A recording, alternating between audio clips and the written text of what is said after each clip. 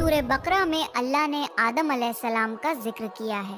جب اللہ نے انسان کی مخلوق کو پیدا کرنے کا ارادہ کیا تو اللہ نے فرشتوں سے فرمایا، میں زمین میں اپنا ایک خلیفہ بنانے والا ہوں۔ فرشتوں کو لگا کہ شاید ان کی عبادت میں کوئی کمی رہ گئی ہے، اس لیے اللہ نے نئی مخلوق بنانے کا ارادہ کیا ہے۔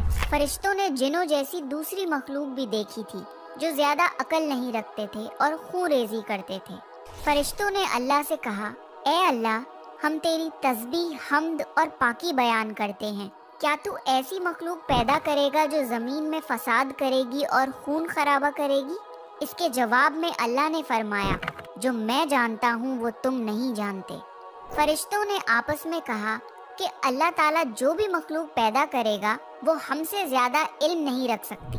پھر اللہ نے آدم علیہ السلام کو علم سے نوازا اور انہیں کچھ چیزوں کے نام سکھا دیے۔ پھر اللہ نے آدم علیہ السلام کو فرشتوں کے سامنے پیش کیا اور فرشتوں سے فرمایا کہ تم بتاؤ ان چیزوں کے نام اگر تم سچے ہو۔ فرشتوں نے کہا کہ ہم اتنا ہی علم جانتے ہیں جتنا تو نے ہمیں سکھایا ہے، اس کے سوا ہمیں کچھ نہیں معلوم۔ پھر اللہ تعالیٰ نے فرمایا، اے آدم، تم بتا دو ان کو ان چیزوں کے نام۔ پھر جب آدم نے ان چیزوں کے نام بتا دیے تو اللہ نے فرشتوں سے فرمایا کہ میں نہ کہتا تھا کہ میں آسمانوں اور زمین کی پوشیدہ چیزوں کو جانتا ہوں۔ پھر اللہ نے فرشتوں سے فرمایا کہ تم آدم کو سجدہ کرو، تو وہ سب سجدے میں گر پڑے مگر شیطان نے سجدہ نہیں کیا۔ اللہ نے فرمایا کہ اے ابلیس، تجھے کیا ہوا کہ تو سجدہ کرنے والوں کے ساتھ شریک نہ ہوا؟ شیطان نے تکبر میں کہا کہ میں ایسا نہیں ہوں کہ انسان کو سجدہ کروں جسے تو نے کھنکھناتے ہوئے سڑے ہوئے گارے کی مٹی سے بنایا ہے۔ میں اس سے بہتر ہوں، تو نے مجھے آگ سے پیدا کیا اور اسے مٹی سے پیدا کیا ہے۔ اللہ نے شیطان سے فرمایا، یہاں سے نکل جا، تو مردود ہے اور تجھ پر قیامت کے دن تک لعنت برسے گی۔ شیطان نے کہا، مجھے قیامت تک مہلت دے۔ اللہ نے فرمایا کہ تجھ کو مہلت ہے۔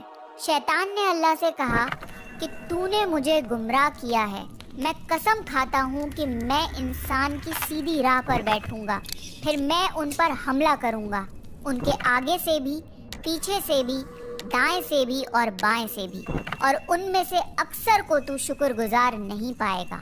اللہ نے فرمایا، تو یہاں سے نکل جا ذلیل و خوار، جو ان میں سے تیرا کہنا مانے گا تو میں ضرور تم سب سے جہنم کو بھر دوں گا، بے شک میرے خاص بندوں پر تیرا ذرا قابو نہیں چلے گا۔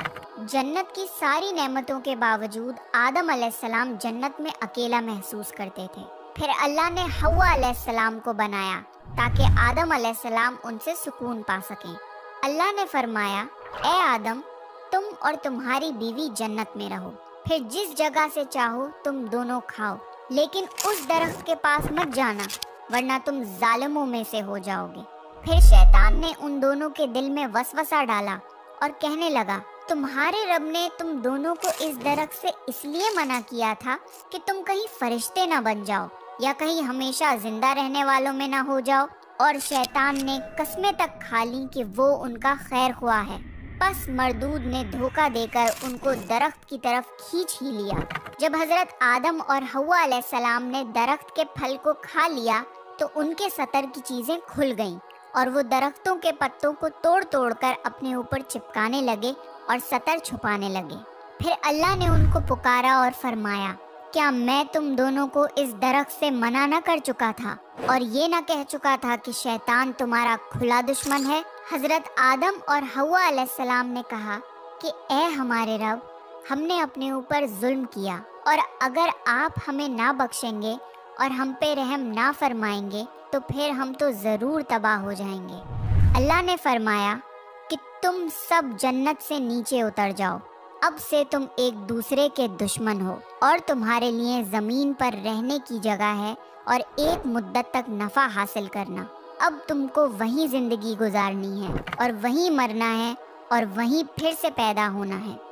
دنیا میں آنے کے بعد آدم علیہ السلام نے اللہ سے 40 سال تک معافی مانگی، پھر اللہ نے آدم علیہ السلام پہ رحم کھا کے انہیں معاف کر دیا اور فرمایا کہ تم اور تمہاری اولاد دنیا میں رہو، اور یہ بات یاد رکھو کہ جب میری طرف سے کوئی نبی ہدایت لے کر تمہارے پاس آئے تو تم اس کا کہنا ماننا، اور جو لوگ میرے نبیوں کی بات کو نہیں مانیں گے اور ہماری آیتوں کو جھٹلائیں گے وہ دوزخ میں جائیں گے اور ہمیشہ اسی میں رہیں گے۔ پھر حضرت آدم اور حوا علیہ السلام دنیا میں رہنے لگے، انہی سے انسانوں کی نسل شروع ہوئی۔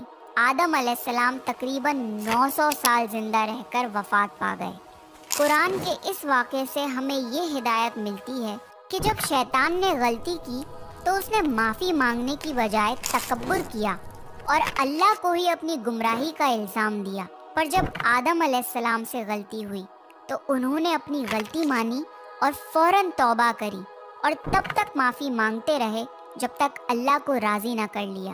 آدم علیہ السلام کی سنت یہ ہے کہ جب انسان سے غلطی ہو جائے تو وہ اللہ سے اپنے گناہوں کی معافی مانگے اور اپنے رب کو منا لے۔ بے شک اللہ بہت معاف کرنے والا، بڑا مہربان ہے۔